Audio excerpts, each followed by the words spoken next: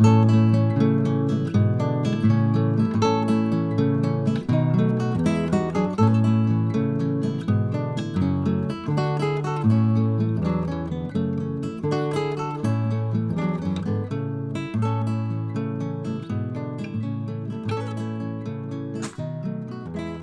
everyone, I'm Denise Rosemont. I'm Senior VP of Diversity Works. We are a woman-owned firm. My background has been in diversity and inclusion, a strategic diversity advisor, training advisor, and founder of a multicultural training organization. I am currently here with Diversity Works, and we are a woman-owned firm. We have our managing partner, Holly Wittenberg, which is our expert researcher and guru, Elizabeth Kerwin, which is our founder in communication expertise. Elizabeth has the ability to really tell the story as we do our engagement. We welcome questions and we'll wait towards the end of the presentation. Please use the chat and we'll try to accommodate you as much as possible. We'll open it up later on for question and answer. As I said today, we are a woman-owned firm and we really try to help you maximize the return on your investment. We do a deep dive and we recommend actionable recommendations. We also have today with our platform is Marlisa Gamblin, a racial equity coach and researcher, founder of Gambling Consulting, a racial equity consulting company. And Marissa will introduce herself later on during the presentation. Great. Just to let you know something about Diversity Works, we created this DEI Leader Network because we really wanted to provide a safety net for those that are in this field. We have what we call this, we have blogs and we provide educational insight. It's like a community and we do live events monthly. We provide you early access. We sent out the McKinsey research report. We send that out as they come to us. If they come to us earlier, we do provide that to our people. So it's an opportunity to work together. I found out when I was in the business a long time ago, when I was working as strategic diversity advisor, it was a lonely world and really didn't have a lot of people I can talk to. So this is an opportunity to provide information and data. And then we also collaborate with others to bring them in if they have the expertise so that we can have a discussion where it's safe. Now, Diversity Works, what we do is we try to make sure that we are not like other consultants that may come in. And at times other consultants come in, they'll do bias training or they'll do one piece of training. We look at your whole process. We are really data-driven, and we have our guru, Holly, that does that for us. She's our researcher and an expert.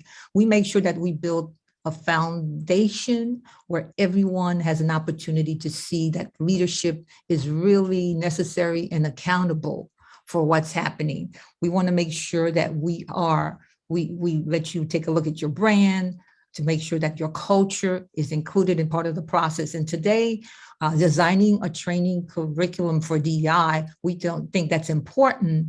Not only is it important, it really entails the whole process of your plan, your strategic plan.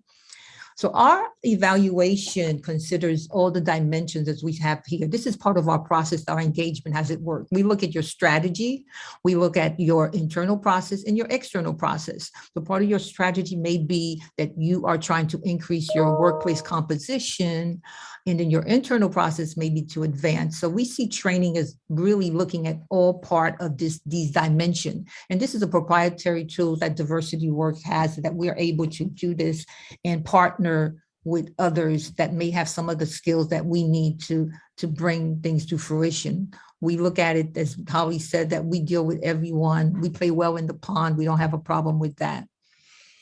So what I'd like to do is we're going to do our first poll question is to ask you, how do you assess your DEI training needs?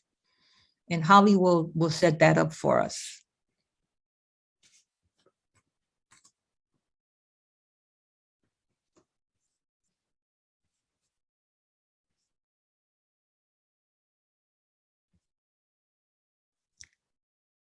You should have gotten a poll question, okay? Or everybody's doing it through now, good.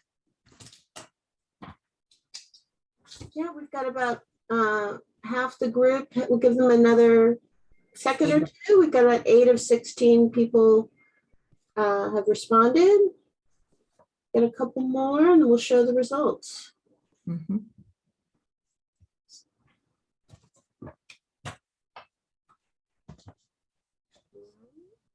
One or two more. Okay, we'll go ahead and end the poll. All right.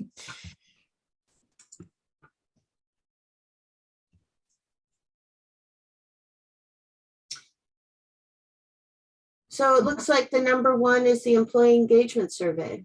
Right, which is, that's awesome. So employee engagement survey, direction from leadership. And then we have none of the above. Interesting. If you put none of the above, we like to know what you're doing. Is anything, are you doing anything at all? If you put that in the chat, we really would love that. And third-party recommendation. All right.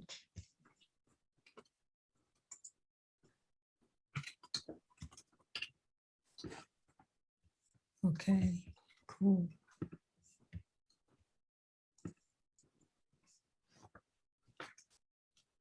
So as we look at this here, so everyone had a different process. What we do, we believe in looking at your whole performance. So DEI works performance assessment. This is what we do, part of what we do. Now, there's a possibility that we just do an employee survey. If you don't want the whole assessment. We also look at your stakeholders insight, which is part of, I talk about our engagement, that we do that. We have the diversity dimension scorecard, which is much more of a deeper dive. So we need to look at all the internal process. And all part of this is, we believe it's part of the DEI performance evaluation, which is part of the training plan. So we say that look at your employee survey. We can also do that for you. That's what we do. We also look at the peer and industry benchmark. That could be something that we look at your internal process, stakeholders inside. This creates a final performance evaluation, which is your roadmap. So why do you conduct diversity training? You want to conduct it actually to make sure that your company is really meeting all of the needs of the individuals. You want to develop skills. You might want to make sure it's either compliance driven. If that's compliance driven, that's different than the diversity training. That could be sexual harassment. You want to make sure you're building a culture. That's why you want to have the DI training, and you want to make it part of your whole strategy. You also want to engage people in that process. So we have another poll now. We want to know, are you planning to conduct DI training in 2022? You want to start that for us? The chat. All right. If you would answer the poll.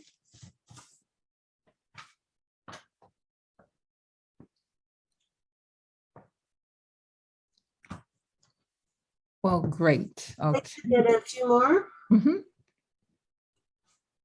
If everyone could just answer the poll, that would be great. Mm-hmm. All right, we've got about half the people on the call answering. So yes and maybe, tied. Mm-hmm.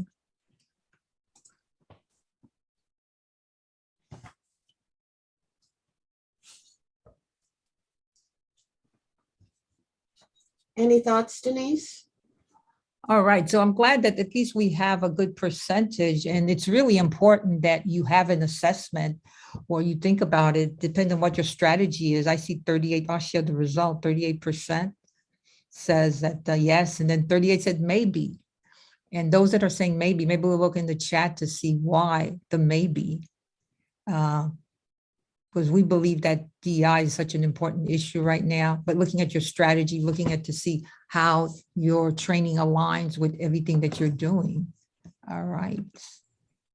Hey, Denise, sorry I didn't answer on the question, but you're our diversity officer. So are we having a training in 2022?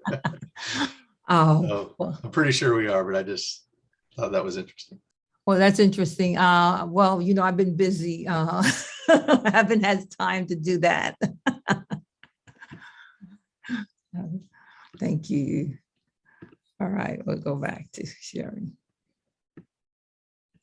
Okay, so as you make your plan, you're trying to do some type of diversity training. We believe that training is not just should be just about diversity, which is very important that we talked about.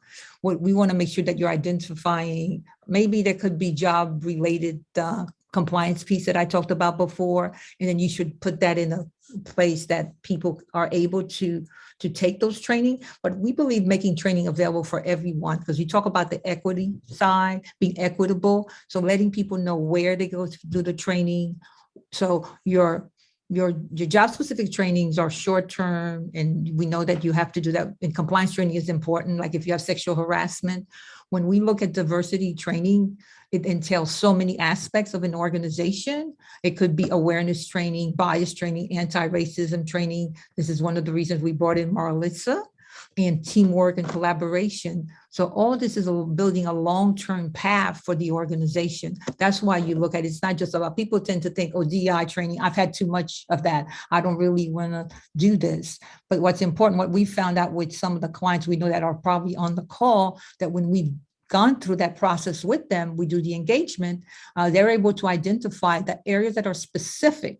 So not doing training as a one-off, but doing it as a whole complete strategy.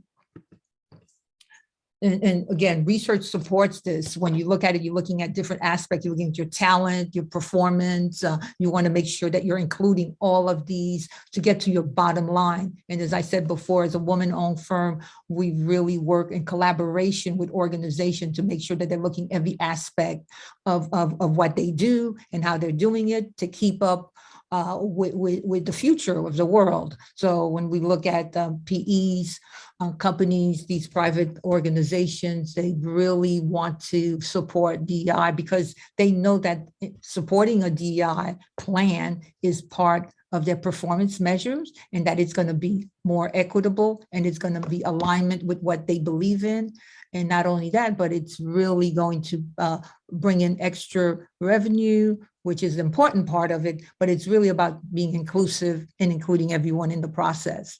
And that's one of the things. Go ahead. I was just going to say, the other thing is, training is not done for training's sake. Training is done to achieve a business outcome, whether it's the cultural transformation, financial impact to the bottom line.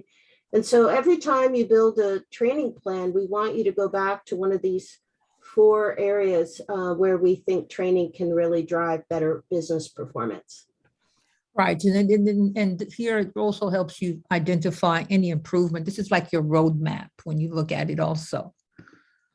So how do you determine the needs? And as I talked about, what we do well is that we collect the data, and then we make sure that we have the assessment and set your objectives, and then design the curriculum. As you're designing it, and then you deliver the training, not just doing a training a one-off.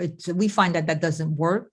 And most organizations really, they want to make sure that things are tailored to their business goals, which is what's important, which is something that you have to look at, assessing your organization needs and making sure you have the right topics. And then at times get a subject matter expert to finalize the plan and make sure that it's intentional. One of the things we're finding out, it has to be intentional, whatever it is you're doing, and you're communicating that to your team and your group so that they know what's going on.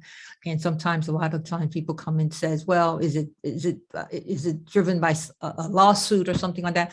What we find out, people that are more successful, they're being proactive in that process. And then when you talk about how do you get the most out of your training, making sure that you are including everyone, have an integrated approach, and work with others that are expert in the field, that the topic maybe that you want. There's all types of training, and we'll go through that again as I go through this, a high level demonstration, getting the most out of, making sure part of it is to make sure that your company culture is what you're doing, you're trying to change too. And then I see somebody put down about, you will get the slides after the presentation. So I try to do that. So what are we trying to do? What are we trying to accomplish? A DEI training. First, you select your topic. You make sure you have someone that's qualified to talk about the particular topic, and decide on the type of modality and methods you want to use. This is like the whole process here. And think about, I always say, begin with the end in mind. So it's a transformational piece. So diversity, equity, and inclusion training, is when diversity works, when we look at it, we want to make sure that it's transformational. And I think when Marissa speaks, that we'll talk about what transformation on an anti-racist perspective is also, but this is for the DI piece, which entails so many aspects in addition to that. So you could have a topic like awareness training, anti-racism, leadership, teamwork. It's all together. If you look at the way we position things before, and I could go back to some of our engagement, the topic, you look at it, this green thing is telling us that, okay, these are the topics. And then the next piece, we're going to go to the modalities that you could do. We have a workshop that we do, which is a half a day, which to help just bring the highlights and talk about the data, letting people understand what it is, what the word of diversity means, what equity means, and that has been successful. We find that I always tell people, we give it to them like water, we give them a bit at a time, and then people tend to get it. And then we come back in and do a deeper dive. That's what we do. And we have, again, we have our expert, Holly, that really is a researcher. And Holly will go deep and we look at all aspects of the organization. We present to them their benchmarking and we present more and more. And another piece of training that we found that's successful is the one-on-one executive coaching. We found that that's been transformational for a lot of executives and non-executives also. And people are in a place where they can talk and share things that they may not want to do with a whole group. And there's different methods. You could have facilitated conversation and self-directed and online. We also use a combination of that. We use an organization that does an online training in addition to us being there supporting the group. As we go back to the next one, we'll talk about, now we're going to present Marlisa, which is your racial equity coach. She's going to focus on the equity part of it and the anti-racism, which is she's what her organization focuses on. So Marissa, you want to kind of share? Yes. Hello, everyone. I am so excited to be with you all. Hopefully you have a little bit of energy and you are so excited to see my face. I'm excited to see y'all's face. Okay. My name is Marlisa D. Gamblin, and I'm a racial equity expert and coach. I think it's important to say both, right? Because not all coaches are experts. And fortunately with me, I am both. So that's what I'm bringing to the table. I am the founder and CEO of two companies that help essentially individuals and institutions address racism. The first company is Gamblin Consults, which is an anti-racist consulting company that essentially helps institutions from companies to churches to government, jurisdictions to nonprofits, networks, and anything in between, essentially dismantle racism. And then my second opportunity that I will be talking about is life-changing practices, which is an opportunity specifically for individuals. Essentially to develop a lot of the practices that are needed to dismantle racism. So with that said, I just wanted to go ahead and share something. So I think oftentimes we might notice, we might even see that sometimes folks, if we can go back. Okay, sure. Yeah, thank you. A lot of the times what we see is that a lot of folks might try to address racism, right, kind of in just like a monolithic way.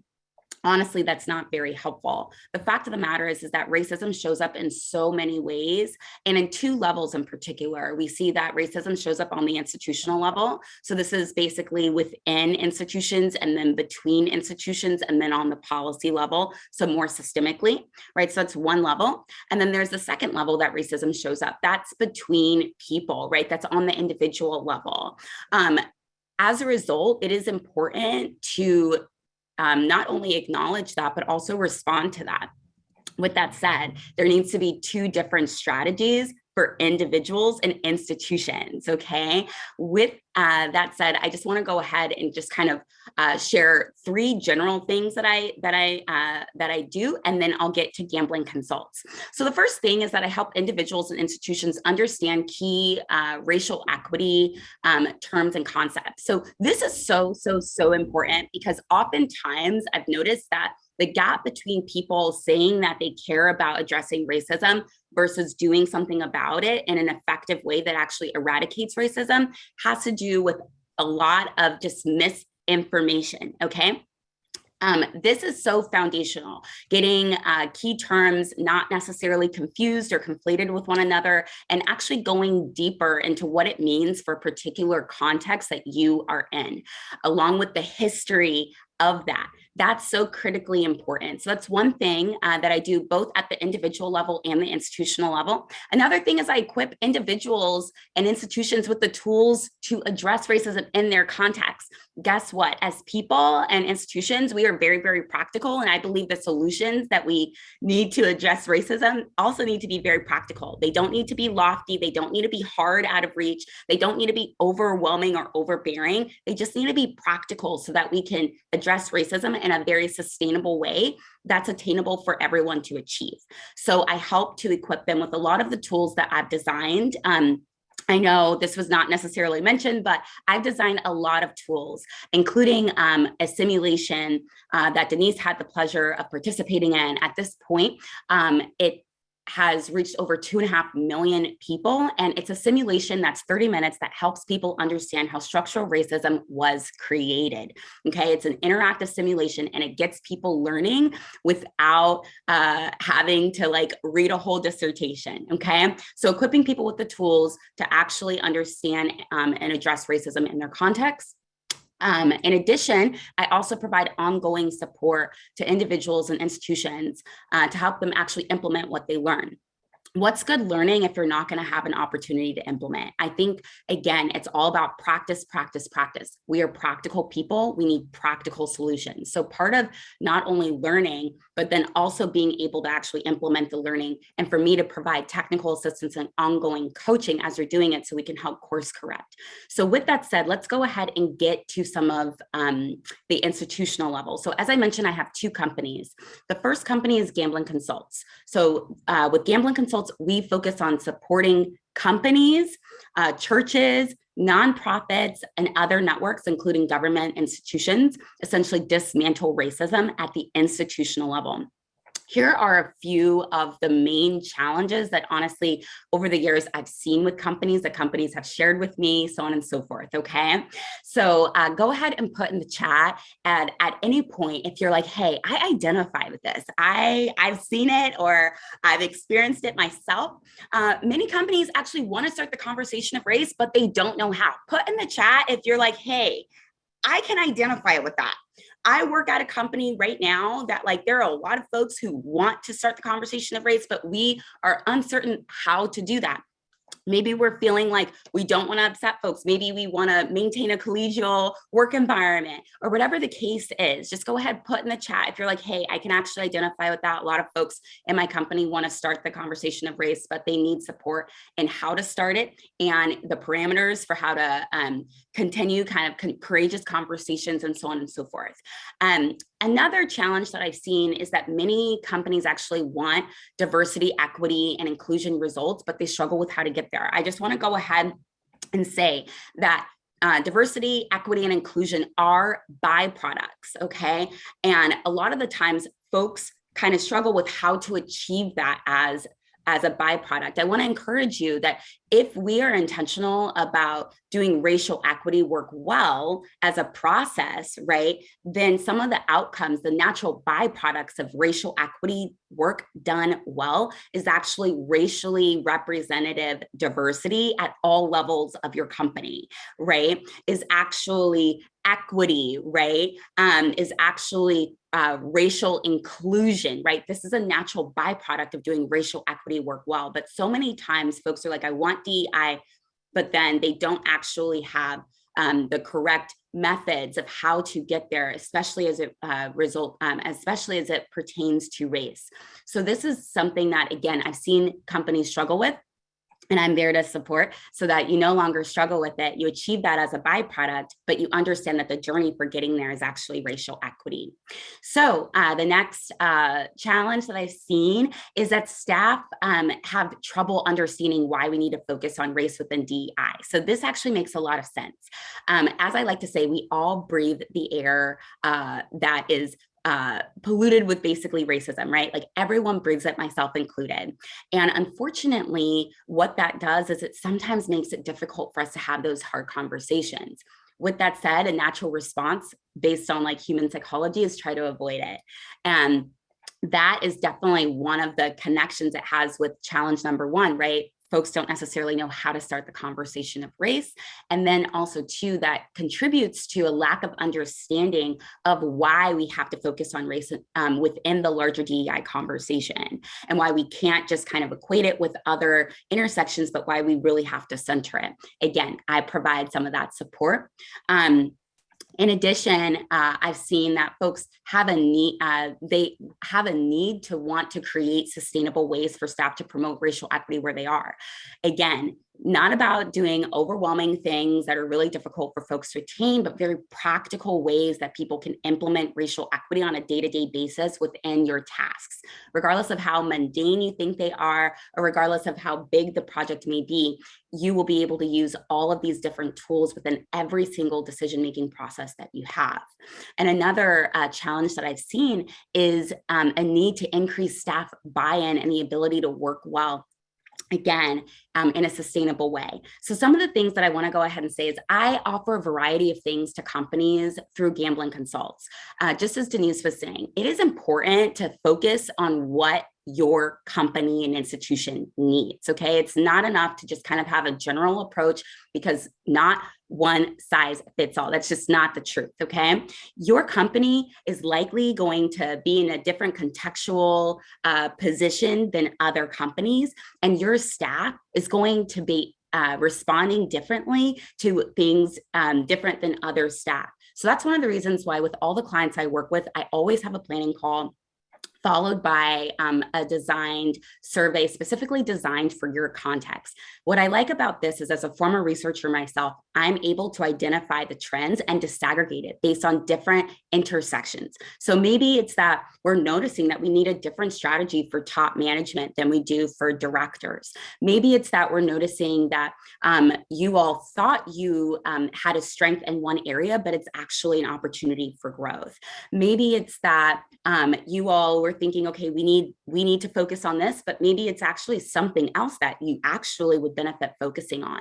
Whatever the case is, I'm able to identify the specific areas of strength and areas of continued growth and trends that will help me design a specific training curated for your exact needs.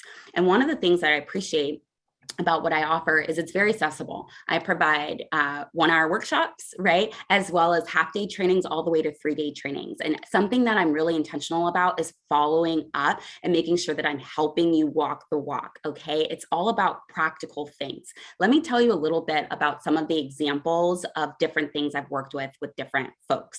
So one of the projects that that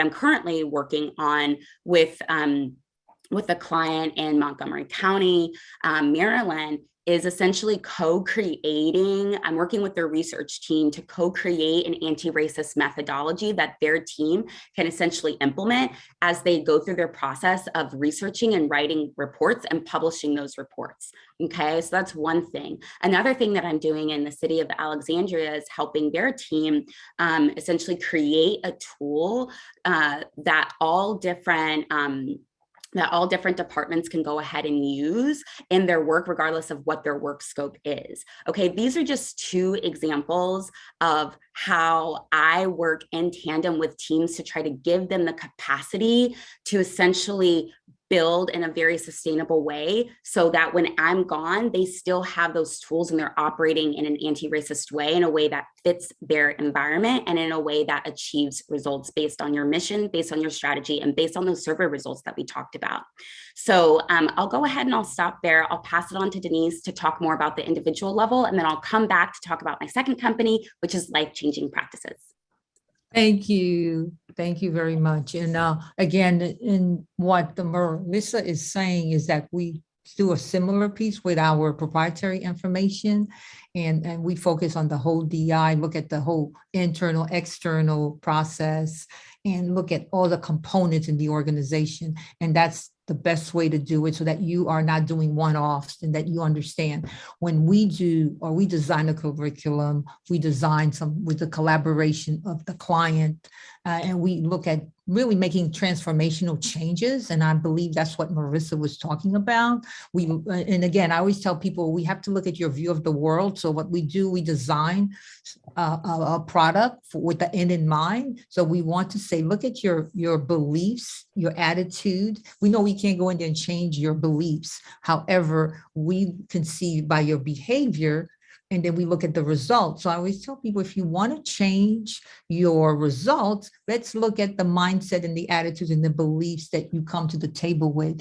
and that will help you be sustainable. So look at diversity, equity, inclusion process. We need to look at what are those systemic ideas that you're working with. What are the pieces that you're missing that you need to have that you might be operating under? So that's basically, I think some of the similar items that we're talking about. Then we look at transformational changes. Like we had a client, we have several clients. One of our clients told us that they didn't think that they could do inclusion properly. They said, well, we're having trouble with inclusion.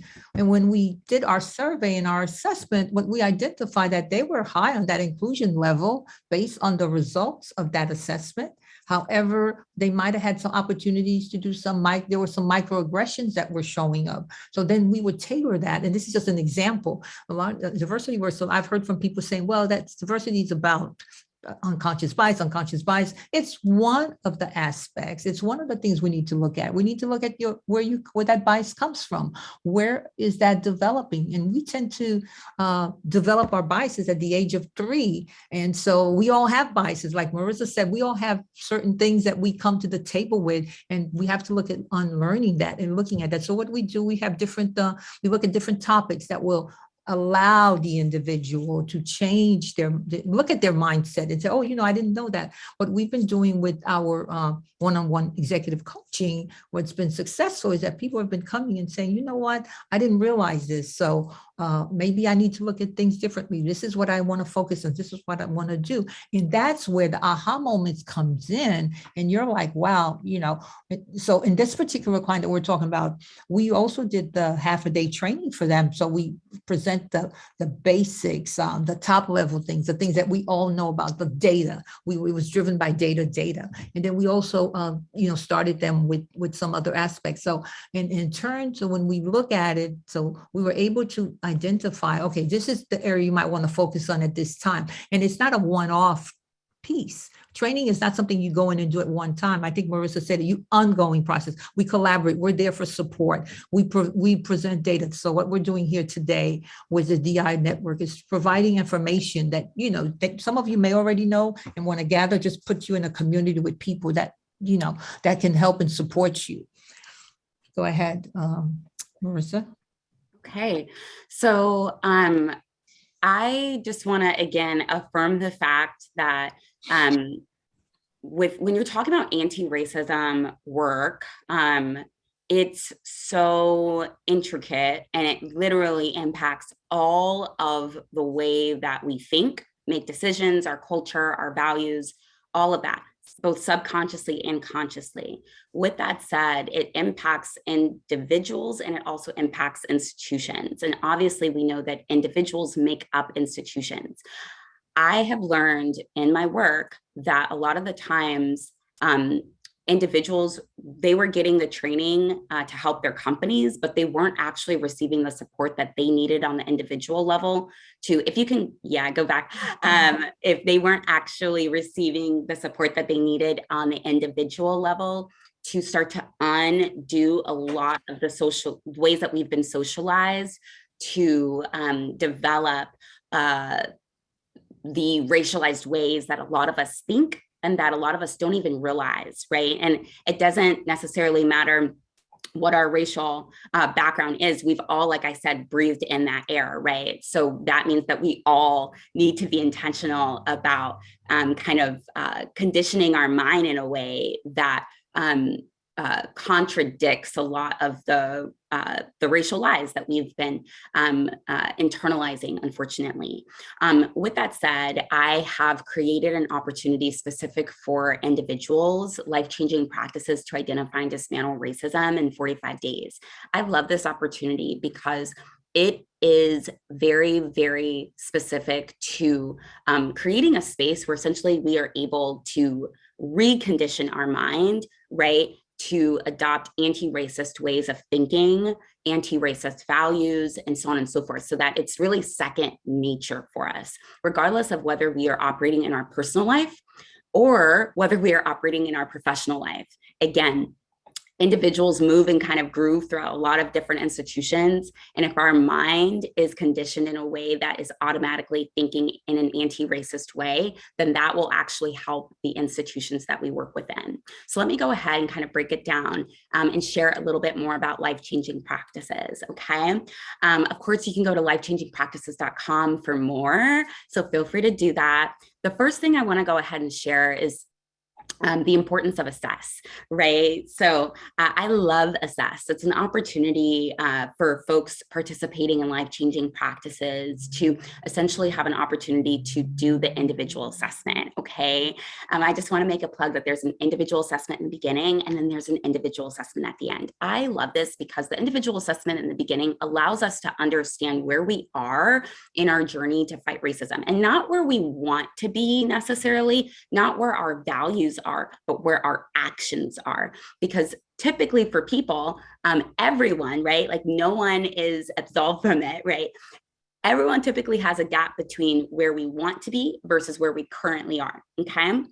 That's completely normal. With this assessment, it allows us to see where we currently are, okay? So that we can have an honest conversation with ourselves and say, okay, this is where I am in my journey to fight racism. And I'm so excited that I can have this opportunity to work with Marlisa so that I can get to the place that I actually really want to be. Okay, so this self-assessment is going to be really, really helpful. And it really will help you as well as our team essentially identify where you are coming in at. The majority of the piece is really around learning after you assess, okay? Remember when I talked about the fact that individuals are very practical beings and therefore we don't need lofty solutions. We need practical ones that we can implement immediately and day to day. That is important, okay, y'all? So with that said, this is an opportunity for you all to learn key pieces of history, right, that has contributed to what we see today with our racial divides in every single sector, every single state. And as a former researcher myself, again, I've done research on racial divides at the national level, the state level, and within the county level, as well as within the sub-county census tract level, okay? So we see it everywhere we go throughout the entire country. The question is why? So you're going to be learning a lot of why, as well as some of those key concepts and terms that I talked about earlier. And in addition, you are going to be using that foundation to then be like, okay, well, what are practical ways that I can actually address what I learned so that I can be an anti-racist? I can be the ultimate anti-racist in my context, regardless of what institutional power I hold or not. So you don't need to be a manager. You don't need to be a president or a CEO of your company. You can be a project analyst and still go through this experience and be able to implement anti-racist practices within your own context, okay? Again, these are very practical practices, okay? Along with my 7R framework, which I designed, and this is the same framework that I use every single day, probably like 40 or 50 times a day. And it's literally just part of the way that my brain thinks. And it's all helping me. And this is also something I'm helping you all do now, essentially dismantle racism within a matter of seconds. So being able to identify it where we weren't able to identify it before, and then dismantle it where we weren't able to dismantle it before. And again, this is in a very sustainable way. And then from there, we receive group coaching. So there's weekly live group coaching with me. And I love that because it's an opportunity for you to course correct and so on and so forth. But even afterwards, you get ongoing support. And what I love about that is it allows you to really absorb the information, right? And actually implement it, okay? A lot of the times we get excited when we get to do one training, right? But then when the trainer is gone and we're actually practicing it, then we can sometimes feel discouraged because we don't actually have that additional support to actually walk the walk, okay? With this, it's ongoing weekly support so that as you are learning, you are doing, and I am there with you supporting you. So we can go ahead and go to the next and last slide. I want to encourage you, sign up for my free masterclass. It is free. You can learn more about how you can receive support individually. Okay, go to lifechangingpractices.com. I promise you it will not disappoint. I just want to encourage you. This is going to be an opportunity that will literally transform your life. It's called Life Changing Practices for a reason. They have changed my life and I want them to change yours. Again, this does not substitute your company's right receiving support from Gamblin Consults, but it is a nice complement so that as you are in your company now and as you transition to other companies, you will be great. And then the other thing is to go to Gamblin Consults for your specific company, okay? Regardless of where you all are at, I'm sure that I can be of support. And I just want to say thank you to Denise and thank you to Diversity Works for inviting me as your racial equity coach. Thank you, Marissa. Thank you very much. And as you see, Marissa, we bring in experts in the particular field or items that we want to discuss. If we have an organization that's looking for equity work, we definitely will bring racial equity. We will definitely bring Marissa. Then there's some other organizations that do similar to what we do. And sometimes they have a specific area of expertise. We also collaborate. As I said before, we're not afraid to play in the sandbox. We all together. Final thoughts, we want to make sure that you're engaging your learners, especially when it comes to training, because if you, as Marissa said, if you have a simulation, when we do our training for people, we do design a curriculum where we do allow people to do a self-assessment on their own, like what it's about. We either do that in teams or we do it in groups or one-on-one. And then we put people together to make sure that they're able to have the conversation, the tough conversations Marissa said, but it has to be ongoing. You can't think that you're going to be in an organization, you're going to do diversity. I went to diversity training and check off the box. That's not what this is about. It's a collaborated effort. It needs to be part of your strategy. You need to have your leadership involved and look at it from a whole perspective, global lens, because you are really getting information, the research that we do, which is so important that we have here. I'm not a researcher. Holly is, and she brings all of our research to the table, and then we do present it and we allow people to really look at it and understand it.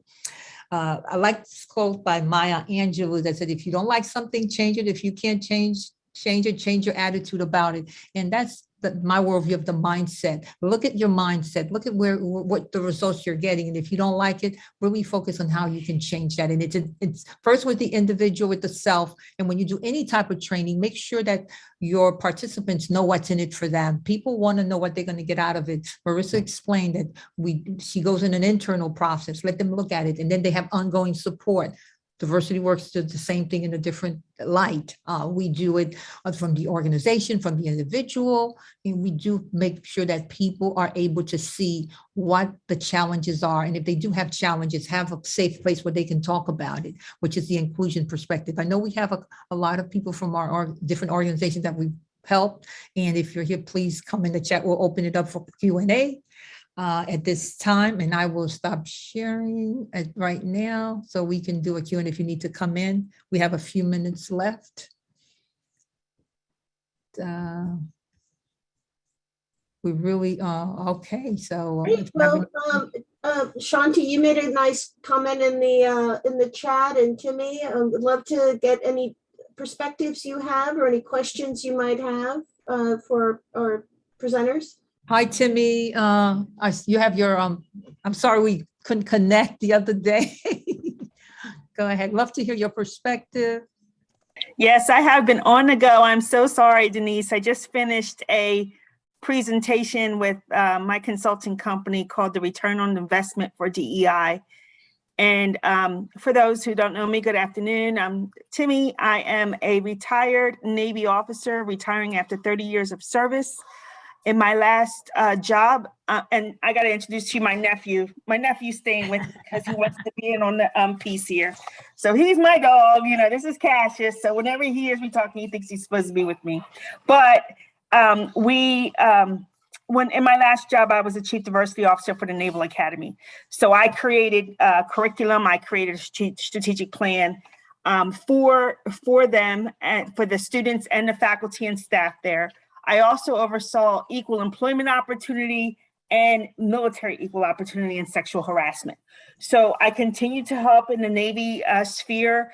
I've helped at the top level. Please get down. He doesn't want to get, I just started babysitting him, so I'm still learning his mannerisms. But excuse me. So as we speak, I have to tell you about a proud moment. One of the things that, in addition to creating this strategic plan to parallel the overall Naval Academy strategic plan, I created a practice called diversity peer educators. And in those peer educators, I made it at the lowest level possible, a qualification program where they can actually create soft space within the dormitory, the world's largest dormitory at the Naval Academy, where if these instances start, we have qualified midshipmen who are able to talk, to mitigate certain circumstances or to facilitate a conversation.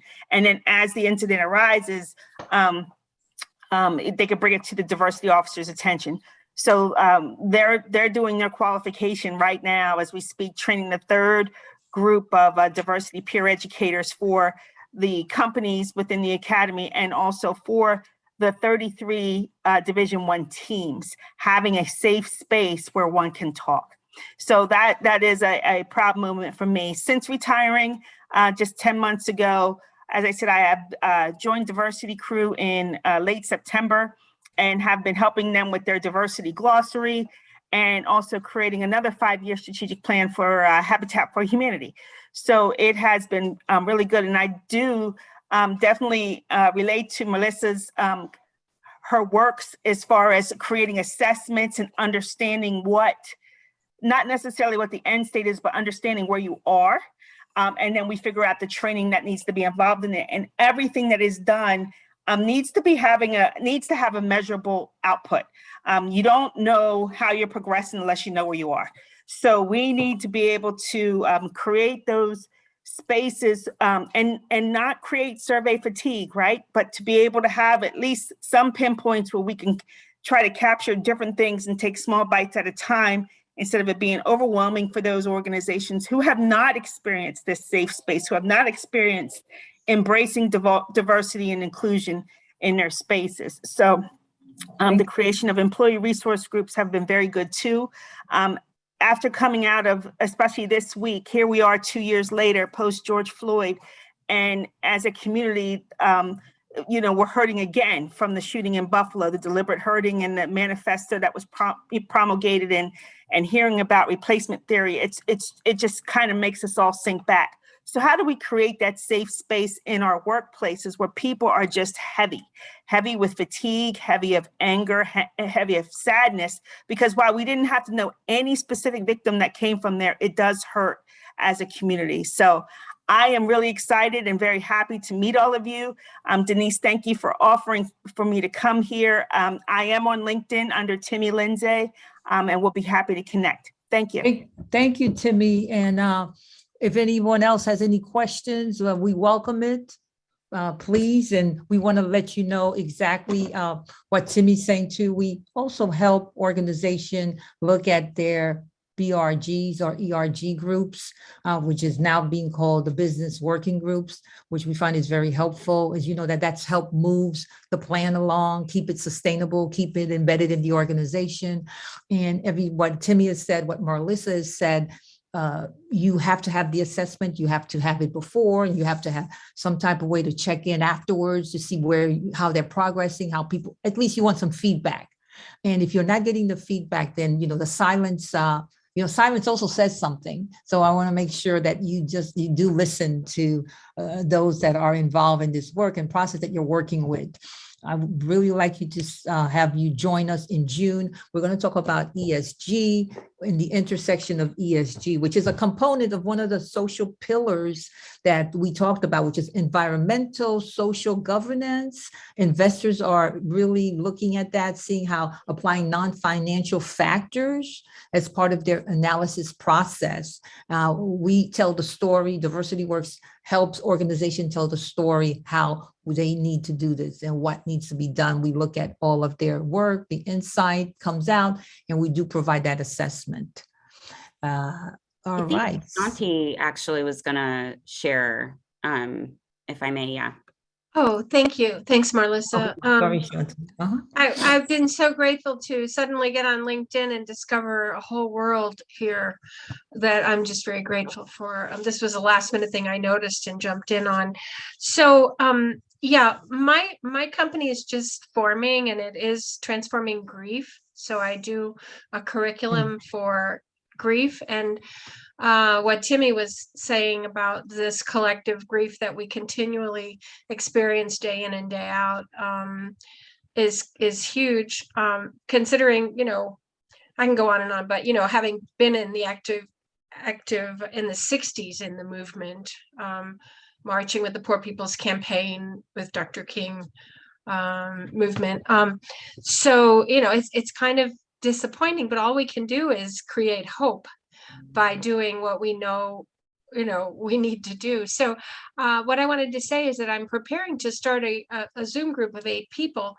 And in my world, I continue to see that there's so much segregation. The churches, like I said, the workplaces, for example, those assisted livings or elder care organizations, so many places where we have that racial disparity. And I do what I can one-on-one with people to just be kind and open. But what I want to do with my group of 8 people is it'll be all women this time, to have 4 white women and 4 Black women together in a very close, intimate, you know, space to work on our grief. So it's just challenging coming forward and finding the people, you know, because I just, it's just so touchy as a white person.